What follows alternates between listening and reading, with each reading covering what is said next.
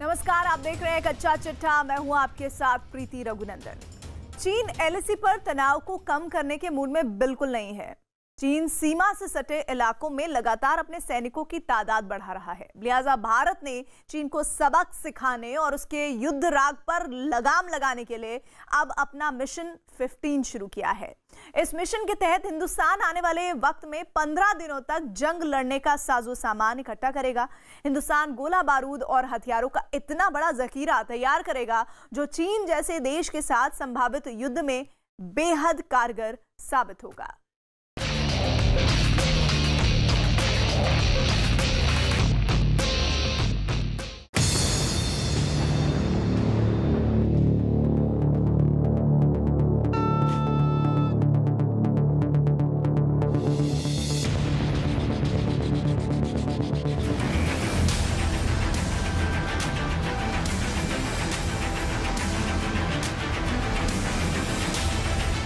We have also taken necessary action to counter anything that could be a cause of concern to our national security.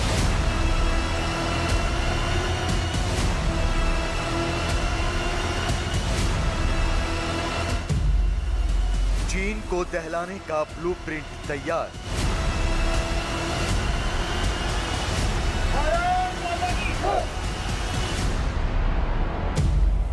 Bharat करेगा दुश्मन पर अचूक वार।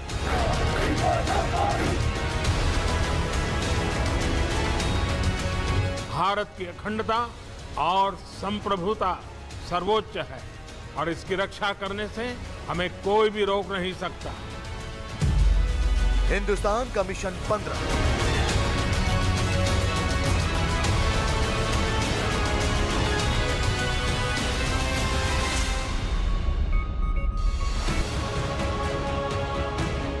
Radar की नजरों से बचकर दुश्मन पर प्रहार करने वाला भारत का ये नया जंगी जहाज ही समंदर में नहीं उतरा। दुश्मन मुल्कों को उन्हीं की भाषा में जवाब देने वाला एक और ब्रह्मास्त्र नीले पानी में तैनात हो चुका है। चीन और पाकिस्तान की नापाक साजिशों को समंदर की गहराइयों में दफन करने की सलाहियत रखने वाले इस नए जंगी जहाज का नाम है हिमगिरी। लेकिन कोलकाता में हिमगिरी को अपने ऑपरेशन पर रवाना करने के साथ हिंदुस्तान के chief of defence staff general Bipin Rawat ने यह भी साफ कर दिया कि थल, जल और नभ तीनों जगहों पर दुश्मन मुल्कों को मजा चखाने की तैयारी हो चुकी है। बिपिन रावत ने एलएसी पर चीन के बैठ जमाने की कोशिश करते चीन को मुंह तोड़ जवाब देने के लिए भारतीय सेना कमर कस चुकी है। बिपिन रावत का यह बयान साबित करता है कि चीन की किसी भी जुर्रत को अब माफ नहीं किया जाएगा, बल्कि उसे कभी न भुला पाने वाली सजा दी जाएगी, जिसका ट्रेलर है हिंदुस्तान का मिशन 15। एक ऐसा मिशन जिससे चीन अभी से थर थर कांपने लगा है। एक ऐसा मिशन जिससे चीन की हेकड़ी कम होती नजर आने लगी है। एक ऐसा मिशन जिससे बीजिंग तक खौफ की लहर दौड़ गई है। बात बात पर जंग की गीदड़ भभकी देने वाले शी जिनपिंग के माथे पर शिकन की लकीरें खिंच गई हैं। एलएसी पर जारी तनाव और चीन के आक्रामक तेवर को देखते हुए भारतीय सेना जंग की तैयारियों में अपने आप को पूरी तरीके से झोंक चुकी है। हिमालय सरहद ही नहीं बल्कि देश की बाकी सरहदों की पूरी तरह से सुरक्षा करने के लिए भारतीय सेना अपनी युद्ध लड़ने की क्षमताओं में इस तरह से इजाफा कर रही है कि एक लंबी लड़ाई लड़ी जा सके। भारतीय सेना हथियार और गोला बारूद का एक जखीरा इस तरीके से इकट्ठा कर चुकी है ताकि अगर चीन किसी भी तरीके का दुस्साहस करे तो उसको मुंह तोड़ जवाब दिया जा सके। आज से कुछ सालों पहले भारतीय सेना को 40 दिन के भयंकर युद्ध के लिए तैयार करने की कवायद शुरू हुई थी। युद्ध की सामग्री जैसे बम, गोला बारूद, गोलियां, इन सब का जखीरा तैयार करने की प्लानिंग हुई थी। उड़ी में हुए आतंकी हमले के बाद तत्कालीन रक्षा मंत्री मनोहर पर्रिकर की अगुवाई में थल सेना, नौसेना और वायुसेना को आपातकालीन हालात में रक्षा खरीद करने के लिए कुछ खास अधिकार भी दिए गए थे। ये बात अलग है कि हथियारों और गोला बारूद को रखने और जंग के स्वरूप में होने वाले बदलाव की वजह से इसमें तब्दीली कर दी गई थी। लेकिन मौजूदा हालात और चीन की बदनीयती के मद्देनजर भारतीय सेना ने फैसला किया है कि 10 दिन की जगह अब 15 दिन तक युद्ध लड़ने की तैयारी की जाएगी। 15 दिन तक जंग लड़ने के लिए हथियार और गोला बारूद जमा किए जाएंगे। सेना आपात स्थिति में 50,000 करोड़ रुपए की रक्षा खरीद कर सकेगी। भारतीय सेना देश और विदेश कहीं से भी रक्षा खरीद कर सकेगी। हथियार और गोला बारूद के जखीरे को पहले के 10 दिन से बढ़ाकर 15 दिन किया जाना काफी अहम है। माना जा रहा है कि भारतीय सेना को चीन और पाकिस्तान के संभावित 2 फ्रंट वॉर के लिए तैयार किया जा रहा है। तो आपको बता दें कि सेना के तीनों अंगों के लिए हथियारों और गोला बारूद के जखीरे में इजाफे की मंजूरी कुछ दिनों पहले ही दे दी गई है।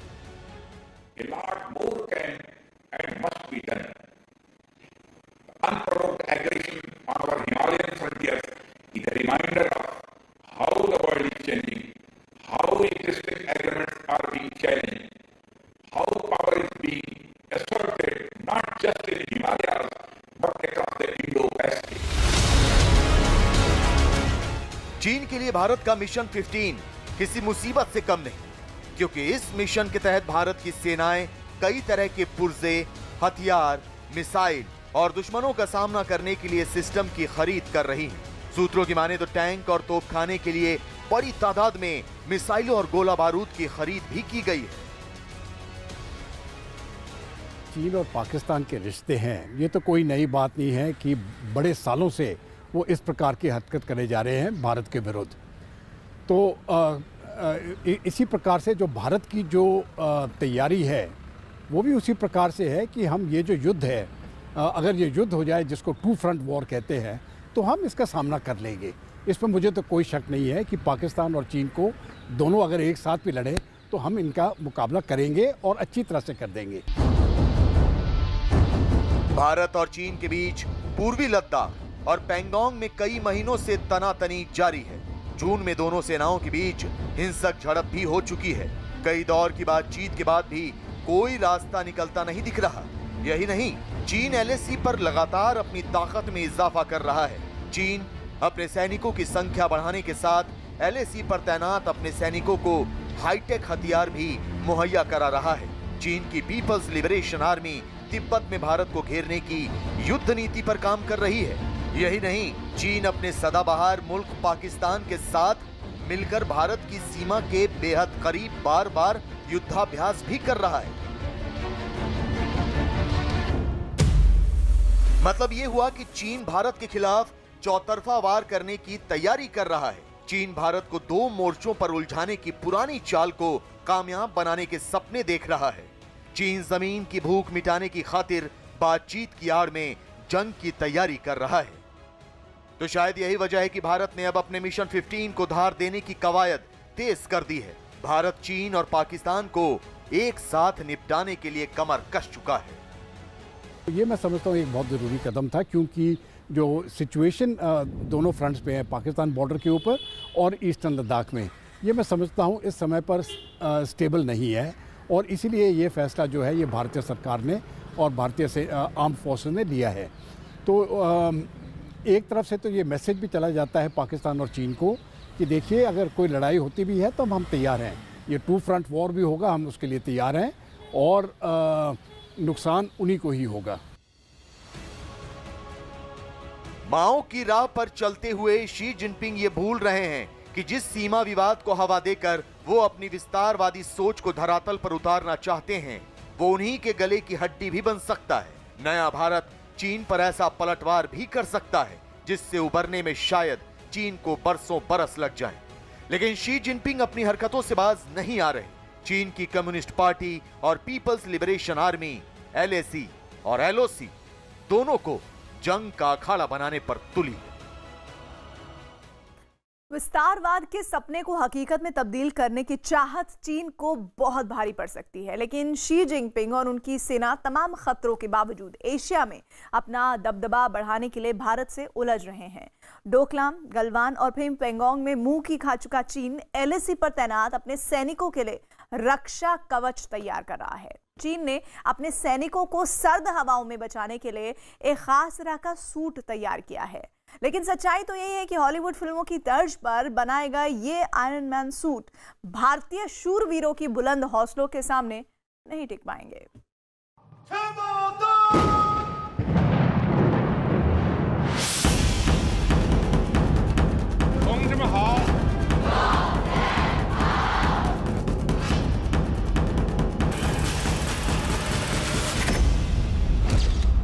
लाल सेना का युद्ध राग।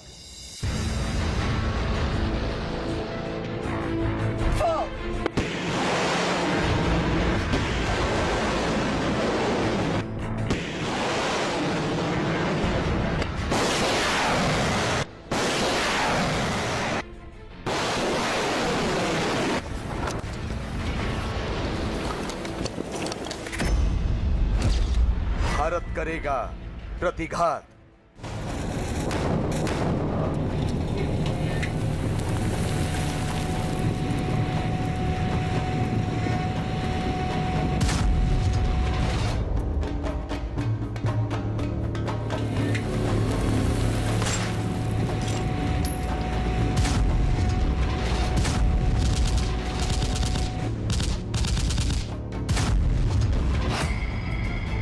भारत से सीमा विवाद को तूल देकर चीन अब तक करोड़ों रुपए का नुकसान उठा चुका है। हिंदुस्तान में अपने व्यापारिक हितों को चीन अपने ही हाथों तबाह कर चुका है। चीन की कंपनियों को तगड़ा नुकसान पहुंच चुका है। भारत से दुश्मनी की वजह से चीन की दुनिया भर में छीछा लेदर हो चुकी है। लेकिन इस सब के बावजूद शी जिनपिंग के सिर से विस्तारवाद का फितूर उतरने का नाम ही नहीं ले रहा। शी जिनपिंग और उनकी सेना भारत के खिलाफ संभावित युद्ध की तैयारियों में जुटी है। आसमान, समंदर और जमीन के साथ हिमालय की ऊंची पहाड़ियों पर भी चीन अपनी ताकत बढ़ा रहा है। पूर्वी लद्दाख में भारत से उलझते चीन ने अपने सैनिकों को नए नए हथियारों से लैस करना शुरू कर दिया है। हाल में आई एक रिपोर्ट के मुताबिक भारत की सीमा पर तैनात चीन की पीएलए अपने सैनिकों को आयरन मैन एक्सोस्केलेटन सूट पहना रही है। इस सूट की मदद से चीन के सैनिक बर्फीली और ज्यादा ऊंचाई वाली जगहों पर भी मिशन को आसानी से अंजाम दे सकते हैं। चीन के सैनिकों की पहाड़ की ऊंचाइयों पर कैसे सांसें फूल रही हैं, ये हम आपको कई बार दिखा चुके हैं कि चीन के सैनिक पूर्वी लद्दाख और पैंगोंग में तैनाती से क्यों डरते हैं। लिहाजा शी जिनपिंग अब अपने सैनिकों का डर दूर करने की कोशिश कर रहे हैं। चीन की सरकार अपने सैनिकों को हिमालय की ऊंची चोटियों पर टिके रहने के लिए एक खास तरह का सूट दे रही है।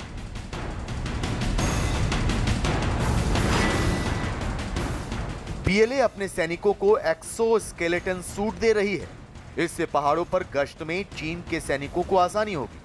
खराब मौसम और खराब रास्तों में उन्हें सामान ढोने में भी आसानी होगी। चीन के सैनिकों की कमर या पेट में चोट लगने का जोखिम कम होगा। तिब्बत के इलाकों में तैनात सैनिकों को सबसे पहले ये सूट दिया गया है। वो ये साबित करना चाहता है या अपने जो सैनिक हैं उनको भरोसा देना चाहता है कि जिस तरह की वहाँ विषम स्थितियाँ हैं उसमें उनके सैनिक अपने आप को कंफर्टेबल महसूस करें और जो कॉम्बैट वर्दीनेस है वो पूरी हो। पिछले कुछ दिनों में आपने देखा होगा चीन ने सेंट्रल थर्मल वार्मिंग का भी सिस्टम अपनाया था, क्योंकि वो उनके जो सैनिक हैं वो ऐसी विषम स्थितियों में न रहने के लायक हैं और न वो कभी रहे हैं। दरअसल अत्यधिक ऊंचाई पर तैनात होने की वजह से चीन के सैनिकों की सांसें उखड़ रही हैं। ऑक्सीजन की कमी से चीन के सैनिक बेहाल हैं। लिहाजा इस मुसीबत से निपटने के लिए चीन ने अब अपने सैनिकों को खास सूट देना शुरू कर दिया है। इस एक्सोस्केलेटन सूट को पहनने से चीन के सैनिकों को भारी वजन उठाने में आसानी होगी। भीषण ठंड के कारण बड़ी संख्या में चीन के सैनिक बीमार भी नहीं पड़ेंगे। यही नहीं, चीन ने पहाड़ी इलाकों में जंग के लिए खास तौर पर तैयार मोबाइल होवित्जर तोपों की तैनाती भी शुरू कर दी है। ये इशारा साफ है, चीन भारत के साथ लद्दाख में जारी सैन्य तनाव को कम करने के मूड में नहीं है। कई दौर की सैन्य और डिप्लोमेटिक बातचीत को नाकाम करना चाहता है। चीन एलएसी से अपने सैनिकों को वापस नहीं बुलाना चाहता। चीन की सेना अभी भी आक्रामक रूप से बॉर्डर के इलाकों में तैनात है। लिहाजा इसके जवाब में भारत ने भी अपनी सैन्य तैनाती को मजबूत किया है। ये जो फेस ऑफ भारत का चल रहा है उसको लंबा खींचे और वो इसमें कामयाब भी हुआ है, लेकिन वो किसी कंक्लूसिव टॉक्स या कोई कॉन्फिडेंस बिल्डिंग मेजर्स या जो हमारे प्रोटोकॉल्स हैं उन पे कतई ध्यान नहीं देता, ना ही उनको सीरियसली लेता है। और हमें चीन की इस नीति को भली भांति समझ लेना चाहिए और इन टॉक्स को किसी कंक्लूसिव एंड पर ले जाना चाहिए। पूर्वी लद्दाख में एलएसी पर चीन और भारत लगभग 8 महीनों से आमने सामने है। चीन ने अपनी विस्तारवादी सोच दिखाते हुए अतिक्रमण करने की कोशिश तो की, लेकिन भारत की जांबाजी के सामने टिक नहीं सका। अब चीन तकनीक के जरिए अपने सैनिकों को मजबूत रखने की फिराक में है, लेकिन भारत भी कम नहीं। बहुत मुमकिन है कि जल्द ही भारतीय सैनिक ऐसे कपड़े पहन लें दुश्मन की नजर में ही ना आए। दरअसल दक्षिण कोरिया क्लॉकिंग स्किन बनाने पर काम कर रहा है, जिसे पहनने के बाद सैनिक या कोई भी आम आदमी अपने आसपास के वातावरण में ऐसा घुल मिल जाएगा कि दिखाई ही नहीं देगा। इससे सैनिकों का पकड़ में आना मुश्किल हो जाएगा। सैनिक बिना नजर आए दुश्मन सेना में सेंध लगा।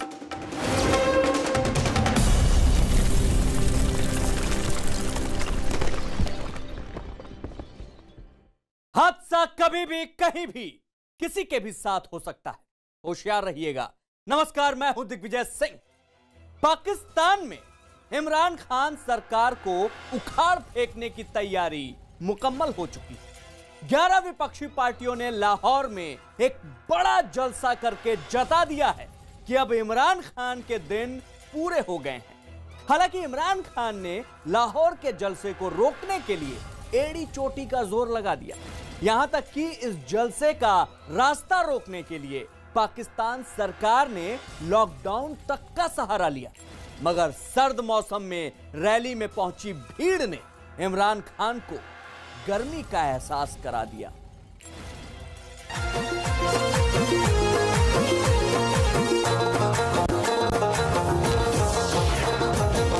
दुआएं देता है वतन का हर गरीब, हमारे सबके दिलों की धड़कन नवाज शरीफ।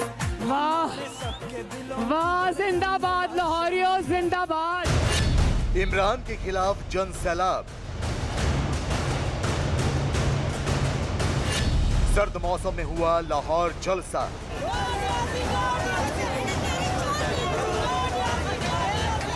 इमरान के दावों का निकला दम।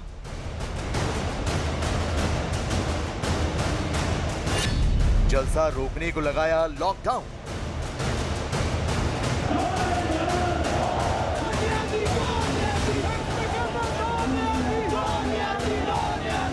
भीड़ से बेदम हो गया लॉकडाउन। सर्दी से बेपरवाह इस भीड़ की गर्मी देखकर पाकिस्तान के प्रधानमंत्री इमरान खान को भी पसीना आ गया है।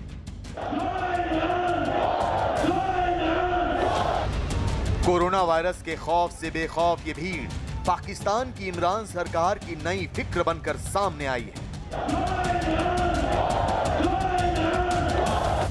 लाहौर के मीनारे पाकिस्तान में जब ये जलसा हुआ तो इमरान खान की सरकार की कुर्सी डगमगाने लगी।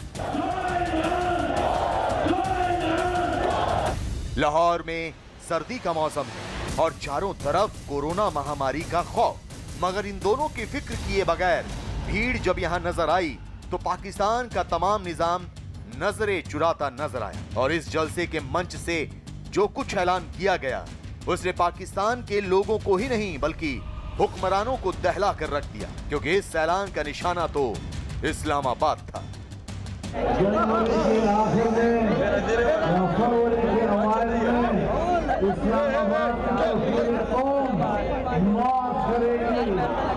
और पार्लियामेंट के इस्तीफे हम अपने साथ लेकर जाएंगे। हम ऐसे पार्लियामेंट पे इस्तेमाल करने के तैयार नहीं है और नहीं इस पार्लियामेंट के जरिए से नाजायज हुकूमत को चलने देंगे। पिछले 3 महीनों के दौरान पाकिस्तान में इमरान खान के खिलाफ ये विपक्ष का 7वां बड़ा जलसा था। लाहौर के मीनारे पाकिस्तान मैदान में उमड़ा जन सैलाब मंच के नेताओं से मिली शाबाशी के बाद और भी ज्यादा उत्साहित और जोश में नजर आया। न्याजी को न्याजी को न्याजी।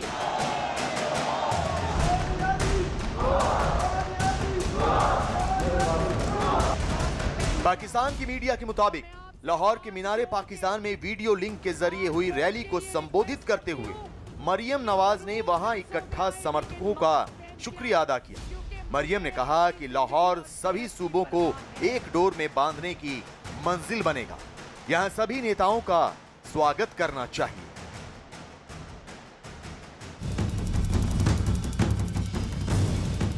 पीडीएम चीफ मौलाना फजलुर रहमान, पीएमएलएन की उपाध्यक्ष मरियम नवाज और पीपीपी के चेयरमैन बिलावल भुट्टो जरदारी मंच पर एक साथ नजर आए, जबकि रैली शुरू होने के घंटों पहले से मैदान में भीड़ जुटने लगी थी और जोशीले नगमों से सारा आलम सराबोर था।